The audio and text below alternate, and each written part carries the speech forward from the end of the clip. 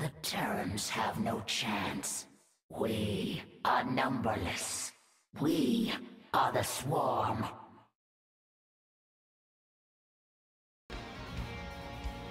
Hello, and welcome to this guide for playing Zagara in Heroes of the Storm.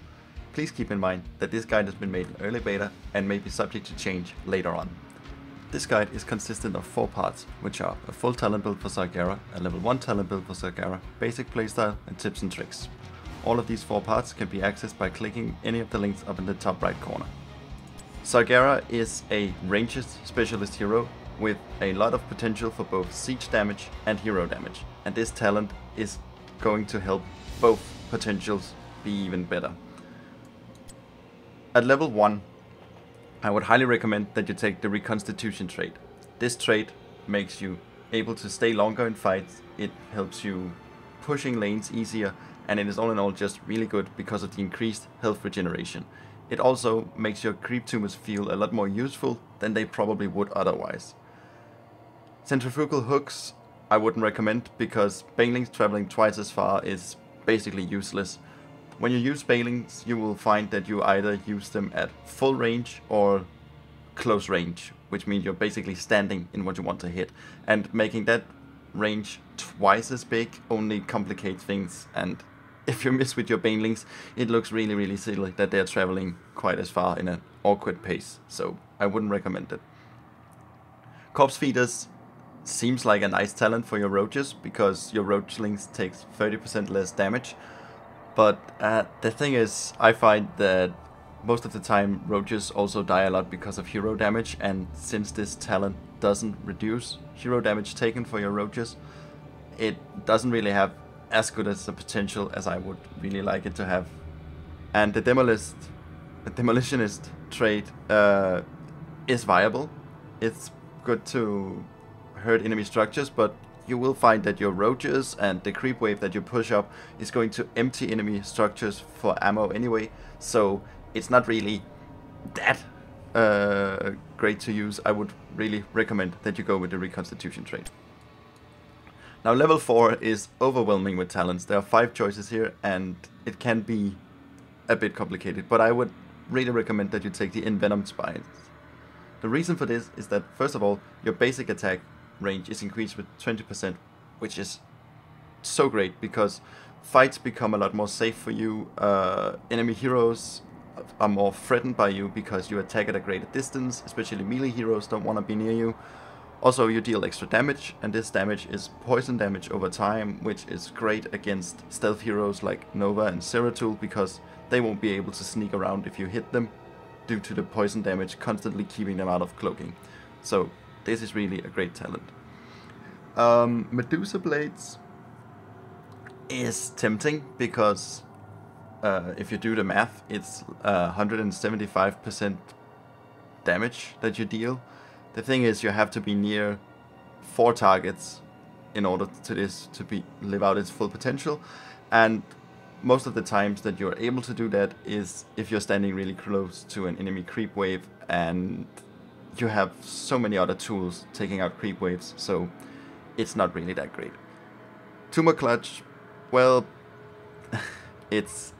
I don't know.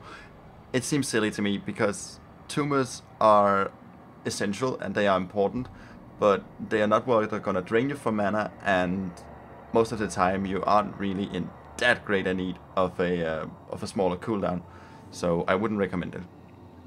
Envenom is one of those talents that shows Zagara also have the assassin potential. It's good, it's guaranteed damage, but I don't think it holds up against Envenomed Spines, especially compared to the fact that it has a minute cooldown, so I wouldn't say it.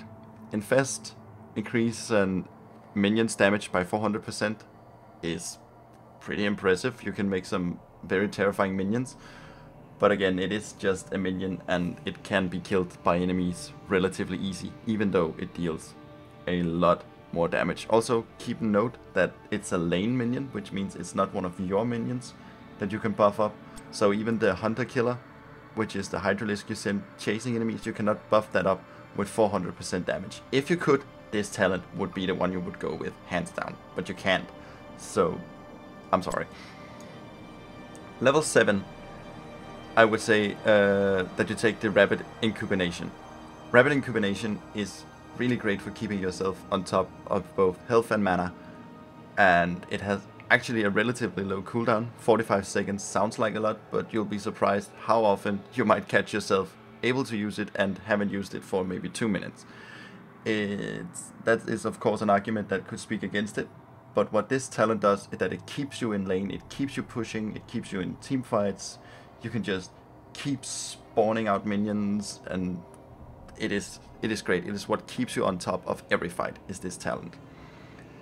Endless Creep, that's another silly creep talent. You should have no problem with your creep spread anyway, and wasting an entire talent on just having Tumas fill more on the map. It seems useless to me. Ventral Sacks, where you drop an extra roach, is interesting, but yeah, your roaches really don't need to be another one, I find. They often don't attack enemy heroes, they are often just used to push lanes. So having another one can be nice to drain ammo from structures, but then again, with the lane pushing potential you have, you're not gonna need something that increases your ammo depletion for structures. And then there are Banelings, deal extra damage.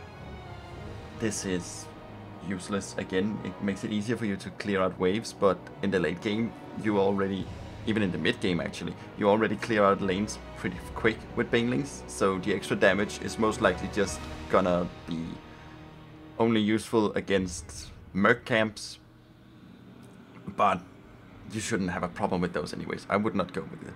Battle Momentum is really interesting and might be useful, but since you can run into mana problems all the time, being Zagara, having lower cooldowns, it's probably just gonna need you to go out of the lane even more often than you want to. So I would say stay with the Rapid Incubation. This is the one you want to go with. Now level 10, I see a lot of people take Devouring Maw, and Devouring Maw is really satisfying to use, but I would actually not recommend it, and there are several reasons why I would not do that. First of all, it doesn't really deal a lot of damage. It's impressive and it keeps your enemy team in one place, but it doesn't deal a lot of damage, and while the enemy team is consumed by this thing, they can't take damage from anything else, which is basically my second point on why not to use it. Because if you're engaging in a team fight and you catch most of the enemy team, or maybe even the entire enemy team in this thing, and the rest of your team are using their ultimates and abilities on nothing, you've actually given the enemy team an edge, because now your team have used all your big cooldowns and damage, and now the enemy team is ready to strike back at you. I wouldn't recommend this. It's fun to use, but it's really not a useful talent. Nidus Worm, however, seems lame because it doesn't deal any damage, but this is map control. This is the greatest map control talent in the game.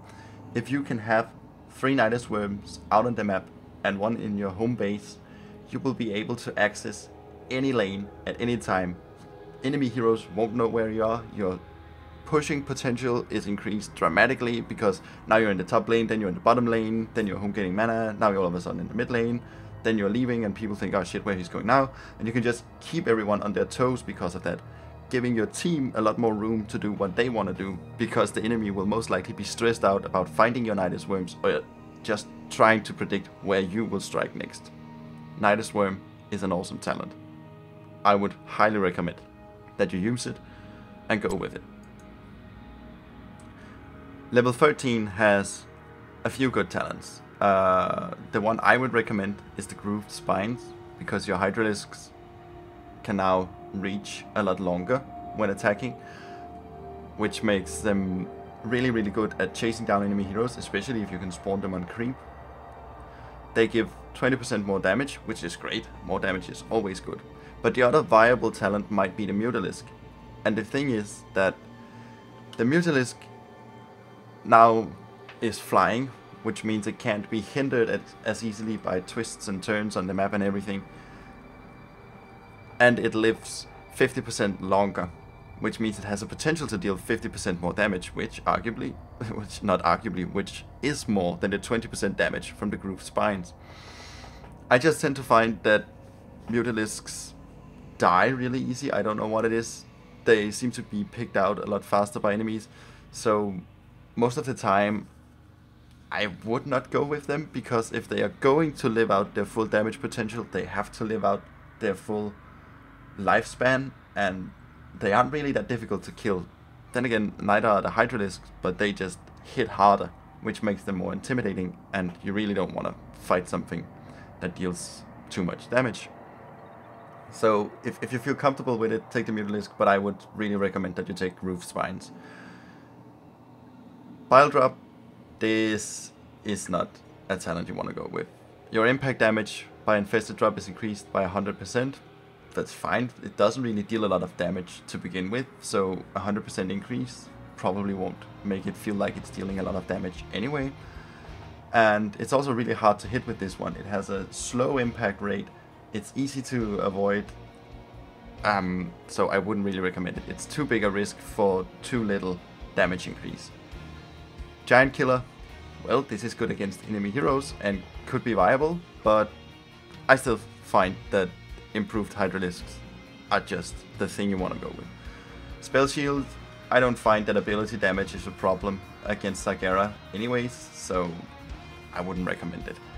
If the enemy team really just have seen you as the major threat throughout the whole game, then you might want to go with this, because you just won't be allowed to be in the game anyways, but that's a really rare case scenario. At level 16, Brute Expansion. Hands down, this is awesome. Even if, no matter if you choose the Mutalisk or the Groove Spines in the last talent, you want to have 200 killers. This is double the damage of what you had before from this ability. Now you can send out 2 of them. It is what makes you win almost every single one-on-one hero fight. It is what makes you able to hit multiple targets in a team fight in a way that intimidates all of them. It is just the key for hero damage when playing Zagara. It's the Brute Expansion. Baneling Massacre? No, really. I see people pick this one, and I know 8 Banelings, it's like, it's double the damage from Banelings.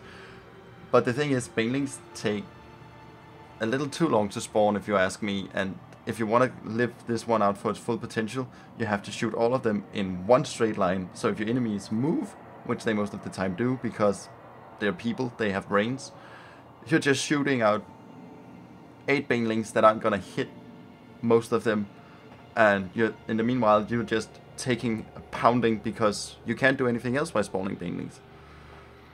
So I wouldn't really recommend this. Metabolic Boosts sounds awesome. Movement speed is increased to mount speed while on creep, but how much of the map do you really have covered in creep? The lanes you're pushing, maybe, and that's it. If this has to be worth something, then you would also need to have the other creep talents that reduces your cooldown, that makes them fill more, and really wasting so many talents just to be able to run at mount speed throughout most of the game. It just seems like a waste to me. Stone Skin, again, I don't feel damage is a problem for Zagara, so I don't think a shield is worth it, really. And level 20. Broodling Nest is probably what you would go with anyways, and I would also recommend this. This is an awesome talent. If you have your Nidus Worms placed tactically, or if you're just doing a lot of good pushing and you have a Nidus Worm up front, you can every 20 seconds go into your Nidus Worm, pop out again, and 6 small Broodling spawns. This keeps lane pushing at a great potential. It makes it easier for you to push lanes. Enemies can't really ignore the constant spawn of Broodlings, and you can spawn them in different lanes. They even live longer than the 20-second cooldown they have, so you can have multiple Broodlings in different lanes or in the same lane. It's a lot of pressure for your enemies, and it also forces your enemies to go against the Nidus Worm in order to try and destroy it, because that's the only way they can limit your pushing potential. So it's a really good talent. Tyrant Maw, we aren't able to pick that because we hopefully didn't pick Devouring Maw. Swift Storm is somewhat good, faster mounting, but you have the Nidus Worms, and your Nidus Worms give you perfect map control. I can't see why you would want to try and get extra map control from mount speed when you already have the Nidus Worms, which are basically map teleporters. Bolt of the Storm, this is always a good talent. There are so many, I can't really think of a hero where Bolt of the Storm would never be a good talent. It's good for chase downs. It is really, really good if the enemy team sees you as the major threat and just want to take you out all the time, then this can save you. So before picking a level 20 talent, just reconsider really quickly, how often am I the center of attention for the enemy team? Because if you are that almost all of the time, then you might want to go with Bolt of the Storm, even though the Brutling Nest is a lot of fun to play with. And that is my suggestion for how you should play Zagara with the talent build. If we go into level 1, the first time you play Zagara, I would say go with Corpse Feeders. Your Roachling takes less damage. That means you can use them to drain more ammunition, and they're better against creep waves. It is really more of a lane pushing potential that you will get from this, so I would say go with that. Again, it's useless that the Banelings should travel twice as far. Level 4, in Venom's Bind, I suggested this in the main build, so of course you also want to take it in this build. For this one, I would say go with Battle Momentum. I know it's gonna drain most of your mana, but if you can't keep yourself on top of mana, you might as well just see how many things you can spawn before you go back to your base, then return to spawn more things, and just keep that up. Unfortunately, you're forced to go with Devouring Maw for level 10, so yeah, you gotta pick that one. Again, level 13, Groove Spines would be my suggestion for the extra damage. Mutalisks are a viable choice, so this one is whatever makes your goat float. Brute Expansion is your level 16 talent, because Double Hunter Killer is awesome. And at level 20, you can only improve your Tyrant more, so you're forced to settle at that. So with the talents out of the way, let's jump right into the basic playstyle. As I mentioned earlier, Zagara is a specialist hero with a big potential for pushing lanes, so this should be your main focus throughout the game. Pick a lane that you're going to focus on during the game, and maybe even tell your team that you're going to hard push this lane so that they will have to inform you if they need you. I'll always recommend that you take the lane that is the 1 versus 1 lane, which on maps like Dragon map is the mid lane, but on Blackheart Bay is the bottom lane. Spreading creep is an essential part of playing Zagara, and this is an ability that you need to keep up during the whole game. The very first creep tumors that you will place in your lane should be placed at strategical points where enemies can hide from your vision. The reason for this is because when your tumors are in tall grass and smoke clouds and whatever, and they will reveal your enemy if they try to hide, so the enemy won't be able to ambush you no matter where they come from. This gives you a huge advantage and makes you really hard to gank. Creep is also a great way to gain map control because you gain bonus movement speed while you're on it and you regenerate health. All in all, they're just great. When you are pushing a lane, you should use your Banelings and Roaches as much as possible. Save your Hunter Killers or Hydralisks, if you prefer, for the purpose of hitting enemy heroes. The Banelings should be used from the right angle so that they deal as much AoE damage as possible, and be sure to drop your Roaches down so the drop pod also deals damage. This way you should be able to push forts and towers as fast as possible and get that bonus XP for your team to get ahead in the fight. Zagara can also deal a lot of damage, but you should always fight on creep if possible. In your very own lane this should be fairly easy, but in other team fights you may have to put down a tumor or two to keep creep under you. Try to keep an eye on your creep tumors to make sure that you get this extra movement speed and health regeneration, which might just give you the edge to win any fight. Use the Nidus Worm to keep up your mobility, map control, and start split pushing lanes as soon as you can.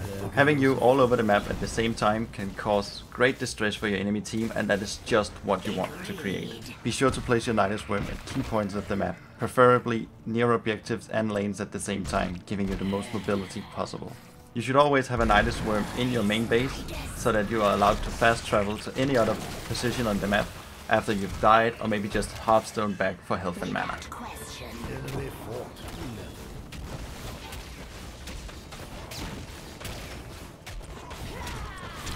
And as promised, tips and tricks for the last part of this guide.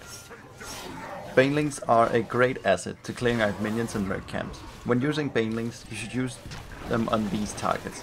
I suggest that you stand in the middle of the group that you're trying to kill and damage.